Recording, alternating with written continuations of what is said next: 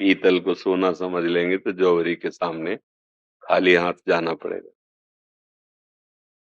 बात समझ लीजिए, बस इशारा ही बहुत है। अगर पीतल को हम सोना समझ करके जौहरी के पास जाएंगे तो खाली हाथ होगा, रकम नहीं मिलेगी, क्योंकि रकम सोने की होती है। काम क्रोध पर विजय प्राप्त हो गया तो सबका मूल तो काम ही है। काम से ही क्रोध का प्रादुर्भाव होता है। जब काम की आपूर्ति होती है तो क्रोध होता है, कामा संजायते क्रोधा। और काम की जब पूर्ति होती है तो लोभ होता है। ये सब उसी से प्रकट होते हैं। निरंतर नाम चल रहा है और स्थिति है नहीं, हमें लगता है फिर हम पीतल को सोना मान लिए हैं।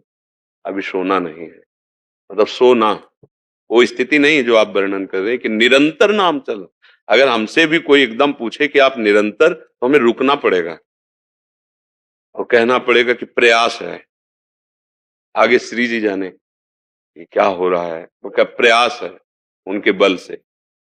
हमने बड़े बड़े भजनानंदियों को इसी बात में रोते देखा है कि जैसा भजन होना चाहिए वैसा नहीं, पहले सुधार करो। ये अहम की भूमिका से वचन कहे गए हैं, स्थिति नहीं है। अगर आप सही ढंग से चलोगे तो स्थिति आ जाएगी, हमारे लिए ही स्थितियां हैं। जब नाम का तुम निरंतर की बात कहते हो, हम कह रहे हैं कुछ वर्ष 1 घंटा नियम बना लो नाम जपने का। वचन याद रखो, 24 घंटे में, वैसे तो हमने सबके लिए कहा कि अगर 24 मिनट भी ईमानदारी से तुम प्रभु का भजन करोगे तो उसका रंग देख लेना। हम 1 घंटे के लिए कहते हैं। अगर कुछ वर्ष आप 1 घंटे भजन करें तो आप देखेंगे आपके अंदर कैसा ज्ञान प्रकाशित हो रहा है। ज्ञान ही, विवेक ही मोह का नाश करता है।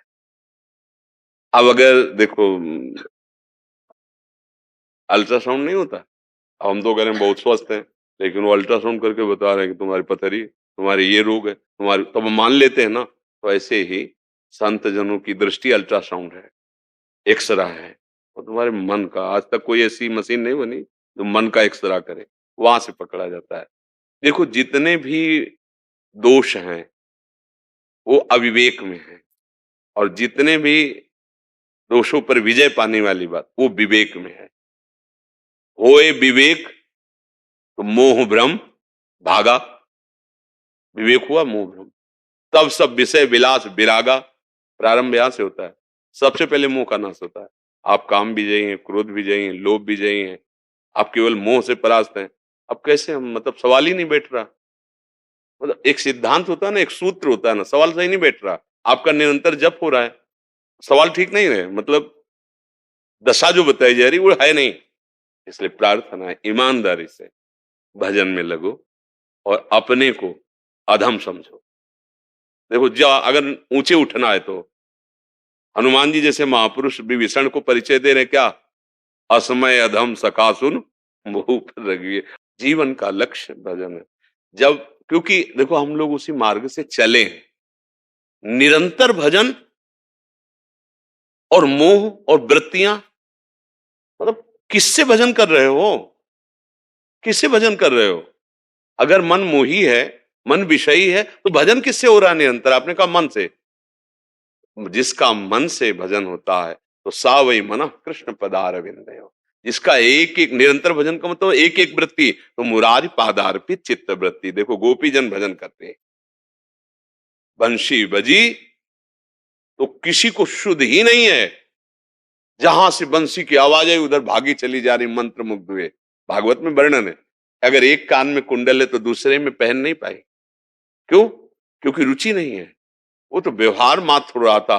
प्रीतम का बुलावा आया, आई ब्रजनार सुनत बंसीरो, गृहपति बंद विसारे, दर्शन मदन गोपाल मनोहर, मनसी ताप निवारे। हर्षित बदन बंक अवलोकन, सरस मधुर धुनि गावे, मधुमय श्याम समान अधर धरि, मोहन वेणु बजा। निरंतर नाम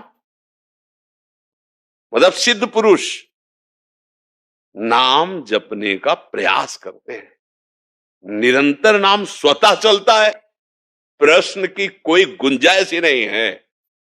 अपने लोग उसी मार्ग में चले हैं ना। एक एक मिनट की स्थिति देखी है यहां, क्योंकि अंतर्मुखता से तो महात्मा बना जाता है, कोई बाहर की दृष्टि थोड़ी। जैसे वैज्ञानिक किसी शोध में लगता है तो एकदम एकाग्र होके उसमें घुसता है, ऐसे ही साधु अंतःकरण में अंतर्मुख होके घुसता है एक एक वृत्ति को, तब वो परमात्मा साक्षात्कार करता है। तो देखा है यहाँ, इसलिए कह रहा हूं ईमानदारी से नाम जप करो, सत्संग सुनो और दैन्य रहो, त्रणादपि सुनी चैन। अगर हमारे अंदर कुछ भी कोई कहे कि आप तो बड़े भजन करने वाले हो, अपने मुख से तो निकल ही नहीं सकता, आप बड़े भजन कर, तो उसमें भी बहाना बताया जाता है, कहाँ भजन हमारे अंदर। अगर आपको कुछ लग रहा हो तो श्री जी की कृपा, गुरुदेव की कृपा, बकाया आप असलियत आप नहीं जानते मैं क्या हूं। असलियत तो प्रभु जानते हैं, मैं बहुत, बस जो है सो प्रभु के ऐसा। तो ये वचनों का सुधार करो और ईमानदारी से भजन करो, चाहे विश्व में कहीं रहो। सकल भूमि गोपाल की या में अटक कहा, मेरे ठाकुर का ही संपूर्ण ब्रह्मांड है। जहां से भी भजन करोगे वहीं से ठाकुर नजर आएंगे, उनके लिए कोई दूरी थोड़ी है। जहां तुम हो वहीं प्रभु है। कहो सो कहां, जहां प्रभु नहीं, तो तुम चाहे जिस देश में रहो जाके, प्रभु तो वहां भी है ना। नाम जप करो, अच्छे आचरणों से चलो और सब में प्रभु देखो। जैसे पुत्र है, पति है, परिवार के जन है, ठीक है, संबंध अलग अलग है, एक पुत्र है, एक पति है, एक भाई है, एक आया हुआ अतिथि है, लेकिन सब में भगवान है। संबंध अलग अलग है, रूप अलग अलग है, जैसे क्रिया अलग अलग है। कूलर, एसी, पंखा, हीटर, मोटर, अलग अलग उनका प्रभाव दिखाई दे रहा है, लेकिन पावर सब में बिजली है ले? ऐसे ही हम मोह का नाश करें कि भाई है, पुत्र है, पति है, परिवार के सदस्य हैं या रिश्ते नातेदार हैं, ये सब रूप अलग अलग हैं यंत्र के, उनका कार्य अलग अलग है, लेकिन सब में पावर भगवान का है। अब मोह नष्ट हो जाएगा। सब में अपने प्रभु को देखना, मोह का नाश है। ये विवेक से होता है, और जहां विवेक प्रकट हो गया तो भगवत प्राप्ति दुर्लभ नहीं है। तो सत्संग सुनिए, नाम जप कीजिए और अपने में दैन्यता लाइए। अपने आप अपने सद्गुणों का प्रकाश नहीं किया जाता, अगर करते हैं तो वो सद्गुण नहीं होते। तभी अगर भजन चकाचक हो रहा है ना, और फिर उससे कहोगे तो आप तो बड़े भजन, तो रो पड़ेगा, आप कैसी बात करते हो। भजन के लिए तो हम तरस रहे हैं कि भजन हो जाए, नहीं बोले आपकी आंखों में आंसू आता है, आपका चेहरा, वो थोड़ा शरीर में पीड़ा रहती है इसलिए आंसू निकल जाते हैं। भजन के आंसू वो छुपा जाएगा।